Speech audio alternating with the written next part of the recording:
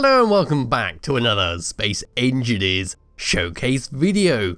In today's video, I am once again taking a look at one of your designs that you have linked me in the comment section of one of my videos. And if you wish to see something of yours showcased on this channel, no matter how big, small, how simplistic or complex, just drop me a Steam link somewhere and I'll eventually get around to it. So for today, I have chosen the ESC Scorpius-II Starcruiser, which is this thing right here. Now I have done a ship from this creator before, if you're wondering why it looks so familiar, because if I was to come to F10 and type in Scorp, there we go. The Antares 3 was also created by the same creator. But anyway, the Scorpius-II Starcruiser weighs in at 3,564 large blocks. It requires the decorative DLC block pack, and it uses no mods. So for a large ship, it's very light on block count. So before we go any further, I saw a comment there stating that that icy moon over there is in fact Europa. Well, I have news for you. If I come over to here and find the totally legitimate sign, you'll see that this quite clearly states that the ice moon is in fact the Ice Cream Titan. So I'm going to start by going around the outside. Then we'll take a little tour of the interior, and then it'll be time to fly it around and maybe crash it into one of these moons or planets that have just randomly spawned in everywhere. So starting at the very front here, we've got a blue strip of paint that goes all the way around this ship to give it a bit of extra flair. We have a camera that sits at the dead front, which is where we control it. So there's our flight seat and our camera is right there, so it's a great position to view straight forwards. And as we come around the side there, we've got plenty of windows around our bridge to allow us to get a good view all the way around, as well as being very protective above and below from incoming missiles. Just moving along the side there, we've got our LCD screen with the logo of the creator, so this is the ESC, and we've got a interior turret on the side there, just to keep that door nice and protected. Moving along the side there, past the door, we can see inside the ship at one of the living quarters. Then moving around over to here, we've got some more turrets on the start of the wings.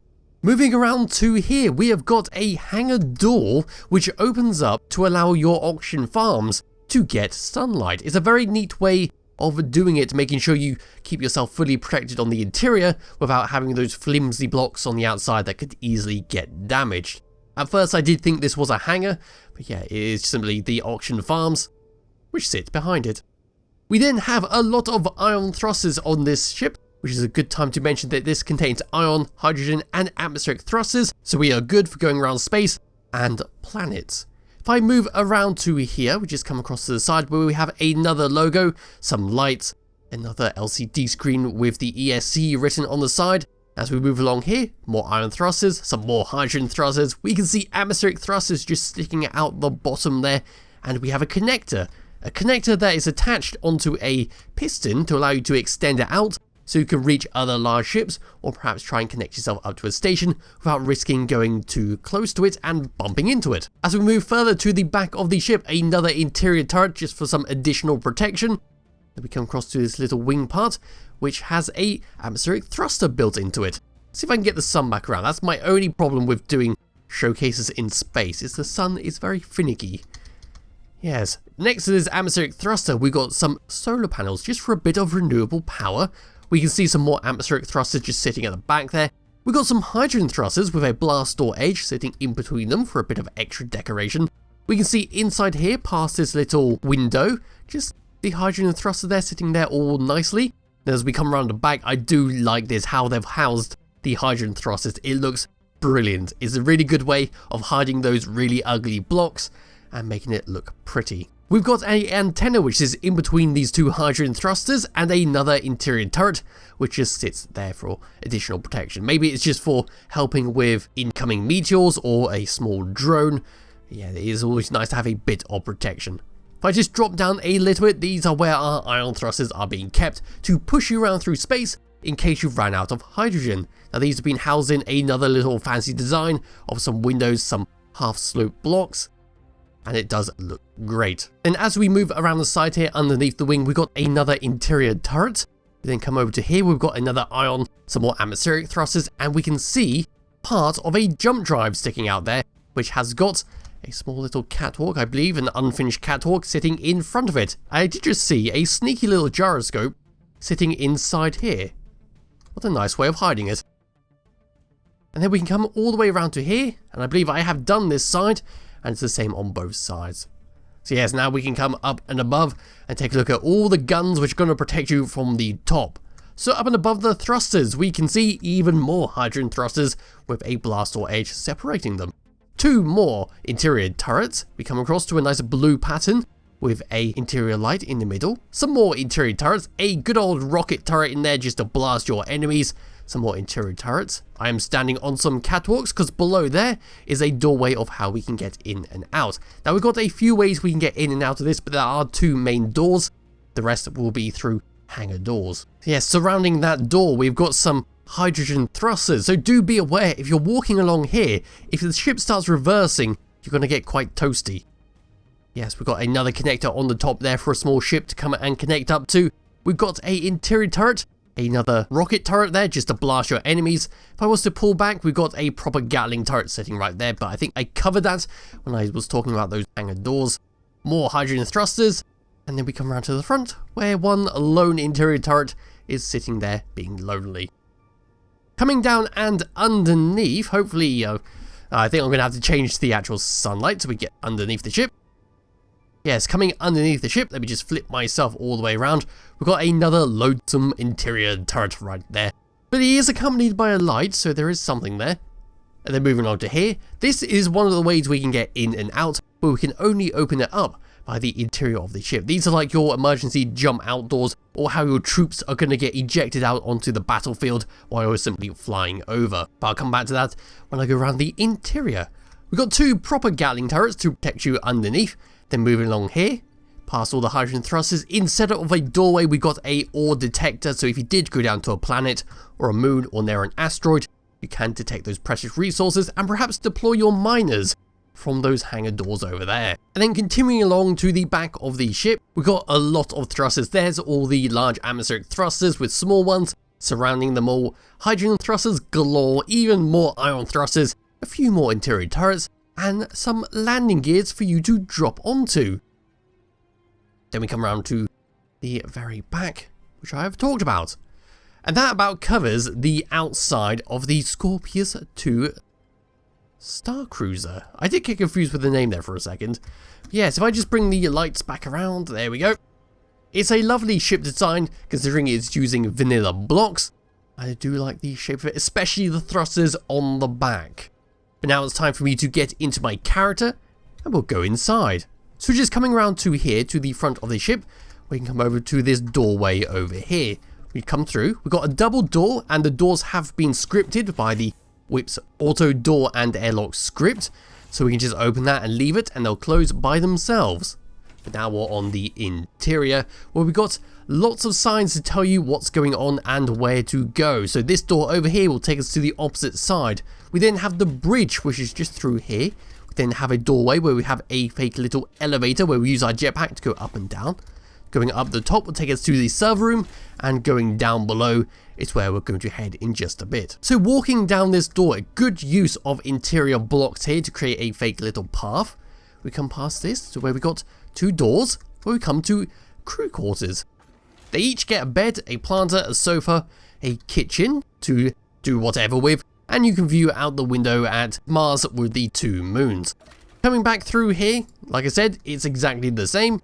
Then we can come through here, past this gravity generator, to a toilet. Yes, this toilet has been placed behind a little doorway, which is nice to have some privacy. We've got air vents in here. Coming through this door, we have a little armory. So if you wanted to, if you had the stowaway on board, you could lock this door and they could not get to your armory. Then we continue along through this ship, and we come to like the oxygen generating room. So these are the oxygen farms with the hangar doors sitting right behind them. We have a button panel over here, which if I press will open up the hangar doors and allow the oxygen farms to charge up and produce oxygen. And this is the rest of the room. So we've got catwalks above us, we've got slope blocks, we've got lights, and we do have a ladder over here which allows us to climb up and maybe do a bit of maintenance work over here if we needed to. We have a medical bay which sits in here, which allows us to respawn on or to change our outfits. So yes, I can just go back to my good old glamour skin. There we are. Let's just do that. We can come through this door where we have a few signs telling us what's going on. So up above is an airlock and down below is the cryo room. But this door right here will take us to the gubbins of the ship where all the, basically the good old interiors. Oh god, I got phased through a door. Where everything to make your ship run is being kept. So we can see we've got refineries and stuff, we've got modules, O2H2 generators, jump drives, conveyors going everywhere. These are the tops of the ion thrusters. We've got batteries, hydrogen tanks.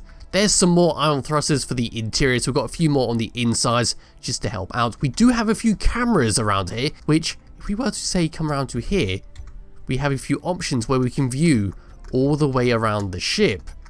Which is quite a nice way, so you can have a little spy in the back of your ship, keeping an eye on things to make sure no crafty person comes in here and attempts to sabotage this ship. Yes, we can walk around, there's plenty of ways to walk around, get up to places to do some repair work, put stuff in, and all that. So there's a basic refinery in there. Yes, it is a lovely little setup. And there is a sneaky camera who would be seeing me walk around here and maybe even access these. Oh god, there's a lot of stuff in here. Yeah, so if you ever needed a lot of welders or a lot of grinders, you can just come over here and grab one. Then we can just walk around here. Let's see what's on the opposite side. In fact, I'll use my jetpack to go around here. Yeah, we do have a little catwalk, which allows us to go around over to a meat grinder so we can get grinded up if we walk on it. And that about covers this room. So dropping down and coming back through, oh no, I've got lost. There's a bit of a maze in here now. Oh, let's go over to here. That'll solve it. Yeah, it's coming back around through here. And up and above, past this door. Wait for the door to close. There we go, now we can open up this one. And we can go up and above to the airlock, which is once again another door. We come up to here. We can walk around. We have some containers there if you store stuff in. If you're doing a bit of mining, you just walk out here, go to the asteroids, mine a little bit, and just come back through here before the doors close on you and put the stuff in that cargo container. But yeah, this is the other way of getting into the ship and also how you can access the top of the ship. We can just walk back through here. Let's just close that up so we don't have to wait for it.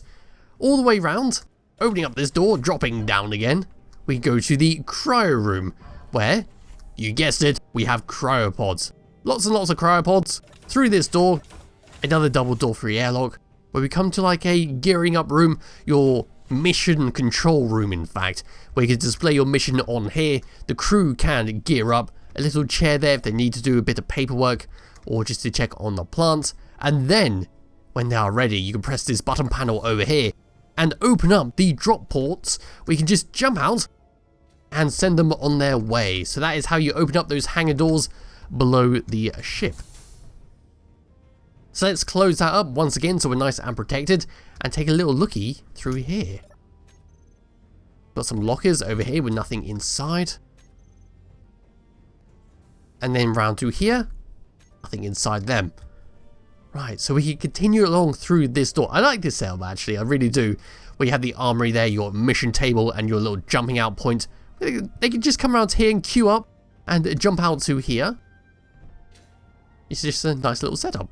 Anyway, through this door, a double door again, we come to this little area here. Yes, I am recording this slightly later in the day because I am running late. But as for this room, we've got some LCD screens showing us our gravity, plenty of science telling us where we're going. So the toilets are around here. So once again, through a door, we have a toilet. And we have a chair there in case a queue is forming. On the opposite side, we've got an armory with that sort of stuff with nothing inside it. So there's the armory blocks, the locker blocks. And then we can come around to here where we have on both sides to the server room or the bridge. So if I was to come over here and beam myself up, we can go straight to the top, which is going to be the server room. We can look down there at the bridge, and behind us is where all the programmable blocks. Now I would like to say thank you to the creator of this ship for labeling this stuff, because here we go, Whip's auto door and airlock script is the script used on this ship, and it saves me having to open up the programmable blocks each time. We've got some more blocks around here with nothing much going on these. They're just standard programmable blocks with their little screens being used for multiple different things. Walking around here, we've got another armory to gear up in, and that about covers it. We do have a toilet here in case you've been relegated to the server room for eternity, so you can just get your stuff from your locker, and you can sit on the toilet while fiddling around with programmable blocks. Then we can come to the last thing on this ship by dropping down to this door, which takes us back to the very start where the airlocks are. We can turn around to the blue door and enter into the bridge, a very nice open bridge, which could fit quite a few people. So walking around the side, we've got some catwalks, plenty of glass for you to view out and see what's going on. And then we can walk all the way around, past the planters, down the window, to another DLC projector table. Now we have some control seats. This one on this side doesn't have anything going on, but the one on this side can control the turrets. We can come out there, shoot the turrets. Oh god, I didn't mean to do that. Yes, we can control the turrets from one seat, which is great. That's been set up like that. We have a button panel, which, if I was to press that, yellow alert, so you're approaching an enemy. Number 2 will stop it. Number 3, red alert, you're under attack and need to start panicking. And number 4 will turn it off. If I was to walk around and come over to here, we have got our main flight seat, where above us we've got some useful LCD screens where we have our enemy radars, where we once again can see our hostile, neutral enemies and allied enemies nearby. We then got our meters per second, see our speed, our hydrogen and power usage. So if I was to fly around there we go. So bringing up the HUD, number 1 is the camera straight forwards. Number 2 allows us to control the rocket launcher on top, so take that, not Europa. Then we've got number 3 for the antenna. Number 4 is for our beacon. Number 5 is for the spherical gravity generator, which if I press, makes everything go extremely wonky. Look at that. So let's just turn that off. Number 6 is our atmospheric thrusters, which we can turn on and off. 7 is for the hydrogen thrusters, 8 is for the ion thrusters, and number 9 is for our jump drive, where we can jump 4,645.68 kilometers. So here we go. Let's just jump. Ooh, in fact, let's just aim towards. Let's try this again. Let's double jump it. Let's see how well this goes. Oh wow, can you just keep pressing it? Oh well, never mind. Boosh. And now we are very far away from the Mars-like planet. Coming to tab number 2, we got a few more options which are very useful on a large ship. So if I was to press number 4 and number 6, the little connectors on the side there will extend their pistons out, and number 3 and number 7 will allow you to lock and unlock anything that you connect up to. So there is that. Very useful thing to have. Then on tab number 2, 3, 4, 5, nothing else. So it's time to do a little flight test. So going forwards, and looking at those lovely thrusters right there, we got quite a lot of speed for a large ship. And then stopping is pretty good as well. Going left, it's pretty good. And going right, it's once again pretty good. It's always useful to check the left and right to make sure the thrusters have been placed equally on both sides. Going down, quite slower than everything else. And going up, feels much faster than everything else. Wiggling my mouse around, we got a lot of weight on this ship, but we've still got plenty of control over it. If I come over to here and find the gyroscopes, there we go. This is how many we've got, and they're all at maximum power. Yes, we are a big heavy ship, but we still retain plenty of control over it. So that about covers the Scorpius-II Starchaser. Unfortunately, I've jumped away from the planet, so I can't crash into that. But I suppose I could. For an ending. Just spawn in a little ship and let them fight to the death. So let's just break out of here. And, oh, hold on a minute. Something isn't right. I broke something on this ship. There we go. So coming outside, let's see. What can I spawn in here for it to blast? Ooh. Who has a good ship? I suppose the black ship come in here. I don't think I have mods installed. I don't think it needs mods. But we can spawn this up here and give it to the pirates and let the ship blast it, and that'll be it for this video. So let's just go and do that. Come over to here. Select everything, transfer it to the pirates. There we go. Now hopefully the turrets will start shooting. And there we are. The rockets are trying to fire at it. all the guns are firing. So yes, we're not overkill with the turrets. It seems to be a rather reasonable amount in terms of vanilla gameplay. So it'll be in the description below if you wish to download and play around with this yourself. Remember, it is quite small on block limit, so you can easily spawn this into a survival world if you wanted to. And as for that, thank you all for watching, and I'll be back with another video some point soon. Bye bye.